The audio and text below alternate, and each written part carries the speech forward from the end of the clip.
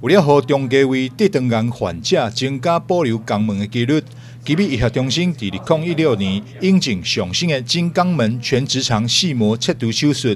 并甲原本的腹腔镜微创手术结合。手术方式是伫咧腹肚顶拍开4个空喙进行微创手术，也为肛门装设另外一组腹腔镜，为腹部以及肛门两端进行手术，达到肿瘤切除，大大提悬保留肛门的几率。我们医院在5年前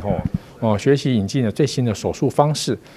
深不转路转，我们是由从肛门，譬如说距离肛门口，我们从下面往上做，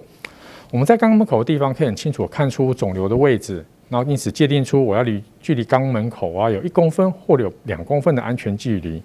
这时候呢，我们就把远处的地方做一个缝合之后，开始做手术。我们从下面一路往上逆着往头侧的地方一路进着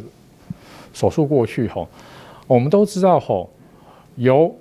由俭入奢易，由奢入俭难你从很大的空间一直往很狭窄的空间做手术下去，一定是越做越困难。可是我们倒着做，从肛门往直肠头部做上去的方式，则是从很狭小的空间越做会越宽敞，最后进入整个腹腔。